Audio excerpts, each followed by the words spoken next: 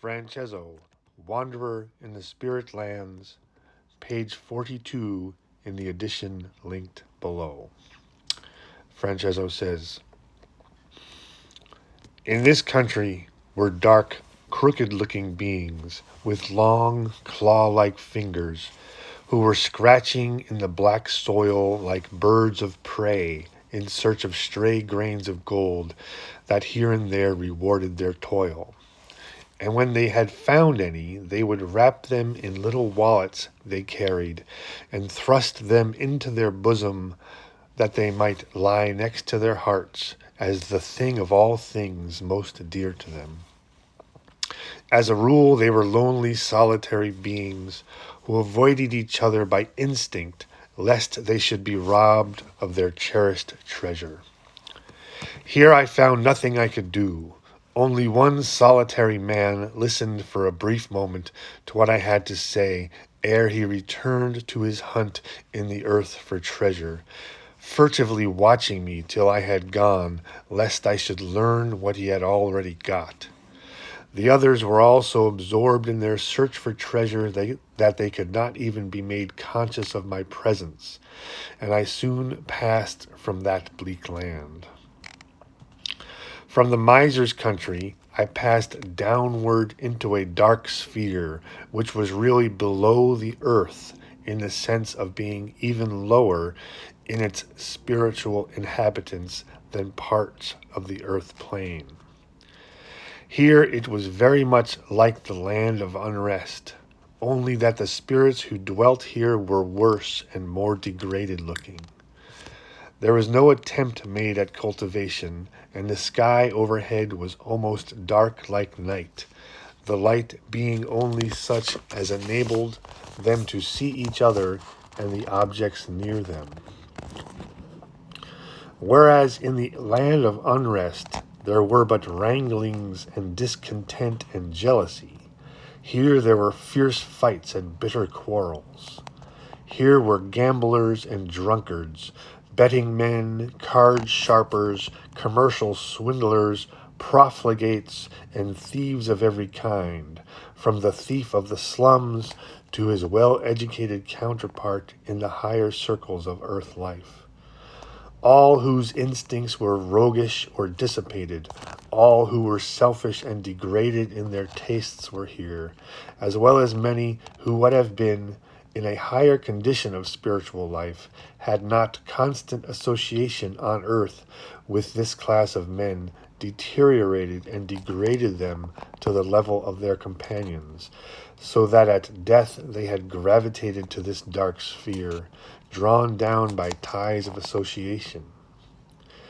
It was to this last class that I was sent, for amongst them there was hope that all sense of goodness and right was not quenched, and that the voice of one trying to call them in the wilderness of their despair might be heard and lead them back to a better land.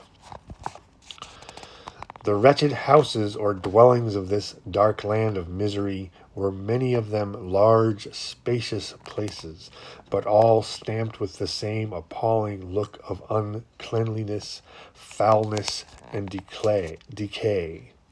They resembled large houses to be seen in some of our slums, once handsome mansions and fine palaces, the abodes of luxury which had become the haunts of the lowest denizens of vice and crime. Here and there would be great lonely tracts of country with a few scattered wretched houses, mere hovels, and in other places the buildings and the people were huddled together in great, gloomy, degraded-looking copies of your large cities on earth. Everywhere squalor and dirt and wretchedness reigned. Nowhere was there one single bright or beautiful or gracious thing for the eye to rest upon in all this scene of desolation, made thus by the spiritual emanations from the dark beings who dwelt there. Among these wretched inhabitants I wandered with my little star of pure light, so small that it was but a bright spark, flickering about in the darkness as I moved. Yet around me it shed a soft, pale light, as from a star of hope that shone for those not too blinded by their own selfish evil passions to behold it. Here and there I would come upon some crouched in a doorway or against a wall, or in some miserable room, who would arouse themselves sufficiently to look at me with my light and listen to the words I spoke to them, and would begin to seek for a better way, the returning path to those upper spheres from which they had fallen by their sins. Some I would be able to induce to join me in my work of helping others, but as a rule they could only think of their own miseries and long for something higher than their present surroundings, and even this, small as it seems, was one step, and the next one of thinking how to help others forward as well would soon follow. One day in my wanderings through this country, I came to the outskirts of a large city in the middle of a wide, desolate plain. The soil was black and arid, more like those great cinder heaps that are seen near your ironworks than anything I can liken it to. I was amongst a few dilapidated, tumble-down little cottages that formed a sort of fringe between the unhappy city and the desolate plain, when my ears caught the sound of quarreling and shouting coming from one of them, and curiosity made me draw near to see what the dispute might be about, and if even here there might not be someone whom I could help. It was more like a barn than a house. A great, rough table ran the length of the room, and around it, upon coarse little wooden stools, were seated about a dozen or so of men. Such men, it is almost an insult to manhood to give them the name. They were more like orangutans, with the varieties of pigs and wolves and birds of prey they expressed in their coarse, bloated, distorted features.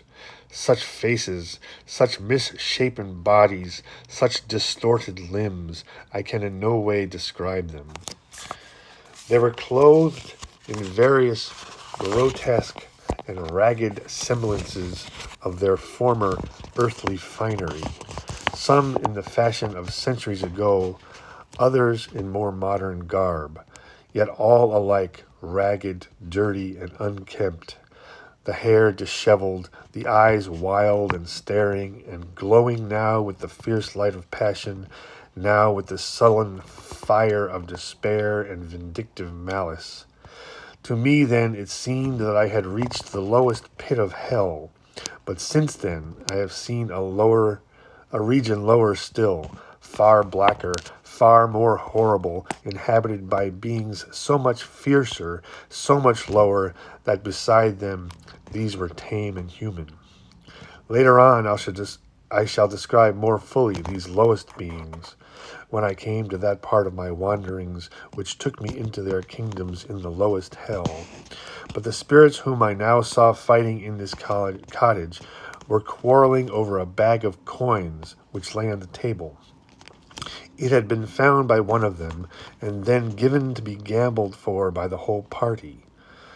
The dispute seemed to be because each wanted to take possession of it himself, without regard to the rights of anyone else at all. It was simply a question of the strongest, and already they were menacing each other in a violent fashion. The finder of the money, or rather the spiritual counterpart of our earthly money, was a young man, under 30, I should say, who still possessed the remains of good looks, and but for the marks that dissipation had placed on his face, would have seemed unfit for his present surroundings and degraded associates. He was arguing that the money was his, and though he had given it to be played for fairly, he objected to be robbed of it by anyone. I felt I had no business here, and amidst a wild chorus of indignant cries and protestations,